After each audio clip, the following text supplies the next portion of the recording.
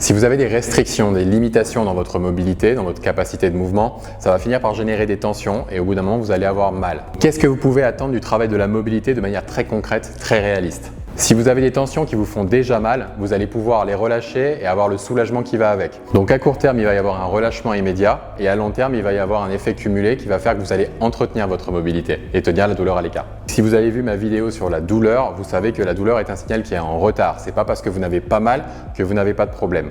Donc même si vous pensez ne pas avoir de tension, croyez-moi, quand vous allez travailler un petit peu avec les outils qu'on va voir, vous allez vraiment sentir qu'en fait vous en avez. Et finalement, que vous ayez des tensions ou que vous n'en ayez pas, le travail de la mobilité va vous permettre justement de garder cette amplitude et cette capacité de mouvement optimale. Donc pour savoir où vous en êtes, on va voir 3 tests très simples pour aller voir et localiser éventuellement des restrictions. Pour chaque test, je vous montrerai la limitation la plus courante, basée sur mon expérience, et aussi surtout un début de solution pour pouvoir commencer à travailler dessus et résoudre le problème. Concernant le matériel utilisé dans la vidéo, c'est quelque chose qui est volontairement simple et très accessible. Pour que vous puissiez commencer rapidement, je vous ai trouvé de quoi vous procurer le tout pour moins de 30 € sur Amazon. Vous trouverez les liens en bas dans la description. C'est du matériel que j'utilise à la fois à titre personnel et professionnel, donc ça sert à rien de se ruiner. La mobilité, il faut savoir que c'est pas tant dans le matériel, c'est la façon dont on s'en sert. Allez, sur ce, on va attaquer les tests. On va commencer par la mobilité d'épaule, ensuite on ira voir du côté de la rotation du tronc et ensuite on ira voir un petit peu la mobilité des chevilles. Vous êtes prêts? C'est parti. Les épaules. Donc pour le test d'épaule, on va se mettre en position bras en croix, on va fermer les poings en mettant le pouce à l'intérieur, un bras au-dessus, un bras en dessous, on va rejoindre les poings sur la colonne en les gardant fermés. De l'autre côté, on va faire la même chose et on va regarder 2 choses. Sur la position finale, la distance entre les poings, est-ce qu'elle est supérieure à la longueur de votre main, du pli du poignet au bout du majeur ou pas? Et l'autre chose qu'on va regarder, c'est est-ce qu'il y a une asymétrie. Une asymétrie, c'est une différence entre les 2 côtés. Donc là, on a un côté qui est correct et l'autre côté, c'est beaucoup plus difficile. Petit aparté, ici, c'est l'épaule droite qui est en bas. Sur ce mouvement, c'est souvent l'épaule dominante qui est restreinte. Donc l'épaule droite, 90% des gens sont droitiers. On va voir comment on s'occupe de ça très rapidement. Concernant le matériel, je suis parti sur quelque chose de relativement simple et qui permet d'appliquer 80% des techniques d'automassage. Donc on va avoir le rouleau, la double balle et la balle. Donc la balle, c'est un outil qui est très polyvalent. Aujourd'hui, on va travailler sur une restriction de l'épaule, mais vous pouvez travailler à peu près sur toutes les zones du corps. Donc là, je vais placer la balle derrière l'épaule, sur la zone entre l'omoplate et l'os du bras. Je vais venir chercher cette zone, elle est un petit peu sensible, et je vais placer mon coude au sol. Il est à hauteur d'épaule.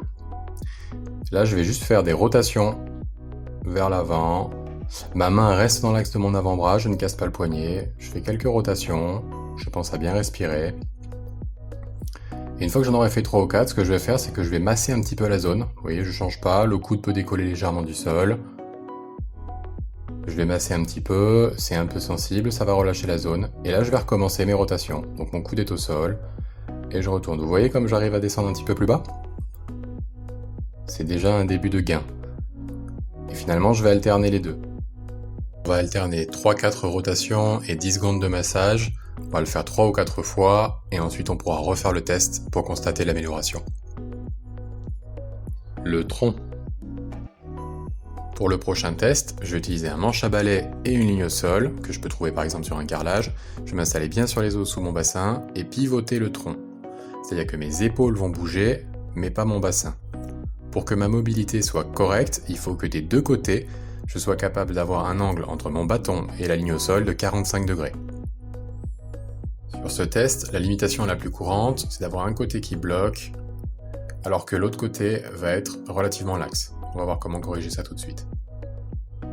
Pour nous aider à traiter cette restriction de mobilité en rotation du tronc, on va utiliser 2 outils. On va utiliser le rouleau et la double balle. On va utiliser le rouleau pour travailler plutôt sur une zone large. Et ensuite, on va utiliser la double balle pour aller travailler les muscles qui sont autour de la colonne vertébrale. Donc on va aller sur une zone large et ensuite on va travailler sur une zone plus localisée. C'est parti. On va commencer par le rouleau qu'on va placer au milieu du dos. Tranquillement, on prend son temps. On va mettre ses mains sous sa tête en soutien pour les cervicales et on va pouvoir commencer à se masser tranquillement. On pense à respirer. Si ça commence à chauffer un petit peu du côté de l'arrière de cuisse et des fessiers, on pose le bassin, on fait la même chose, quitte à masser sur une zone moins importante. Et on répète un petit peu plus haut. Ensuite, on va pouvoir poser le rouleau et passer sur la double balle. La double balle, on va la positionner exactement de la même façon. On va pouvoir faire deux choses avec. On va commencer par masser la zone. Donc ça, ce sont les muscles qui sont appelés paravertébraux autour des vertèbres. Et ensuite, on va voir qu'on va pouvoir travailler comme ça sur la mobilité vertébrale. Donc là, ce qu'on fait, c'est qu'on va faire des petites flexions. Je ne tire pas sur la nuque. Je me penche en avant. Et je vais venir rétablir de la mobilité entre les vertèbres. Je vais pouvoir remasser. Et je vais alterner les deux. Les chevilles. On va tester chacune des chevilles dans cette position en mettant un point de distance entre les orteils et le mur et en maintenant le talon au sol avec l'autre main. Ce qu'on va faire, c'est qu'on va avancer le genou vers l'avant. On pense à bien maintenir le talon au sol. Et là, on considère que la mobilité est correcte si j'arrive à toucher le genou contre le mur pendant 2 secondes sans décoller le talon. Attention aussi à ne pas pivoter ou décaler le bassin, ce serait une compensation par les hanches. Si vous manquez de mobilité sur ce test, votre talon va décoller du sol, c'est-à-dire que même si vous essayez de le maintenir, ça suffira pas. C'est une restriction qui est très courante et qui va causer bien des problèmes aux étages supérieurs. Une solution tout de suite. Pour travailler sur une restriction de mobilité de la cheville, on va travailler sur deux choses. On va utiliser d'abord le rouleau pour avoir vraiment un automassage, notamment du mollet, donc toute la zone qui va être derrière le tibia. Et ensuite, on va travailler sur le test en tant qu'exercice. Vous êtes prêts? C'est parti! Pour le rouleau, on va venir le placer derrière les malléoles, donc les bosses que vous avez sur le côté des chevilles, et on va masser en gardant le pied relâché jusqu'à mi-tibia. Ensuite, on va pivoter la hanche pour ouvrir ici, venir travailler l'extérieur, attention celui-là il pique un petit peu, et on va faire la même chose du côté intérieur. Vous allez travailler là où vous avez le plus de tension. Et après une petite minute sur la zone demi-tibia jusqu'à la cheville, on va passer sur la zone demi-tibia à en dessous du genou. Même principe, j'ouvre la hanche, je viens de travailler sur le côté et je vais faire la même chose à l'intérieur. Pour la suite, on va travailler sur le test avec 2 doigts de distance du mur. Donc on est un petit peu plus près et on va venir faire contact genou contre mur. On va avoir un temps de contact qui va être un petit peu plus élevé. Le but c'est de relâcher la zone derrière la cheville, derrière le tibia. Donc on va répéter ça sur 12 à 15 répétitions. Le principe, ça va être qu'au bout d'un moment, ça va relâcher un peu. On va pouvoir mettre 3 doigts. Vous allez sentir que vous allez gagner un peu d'amplitude. Et du coup, on va répéter 12 à 15 fois avec 3 doigts. Vous l'avez compris, le but, c'est de progresser jusqu'au point complet.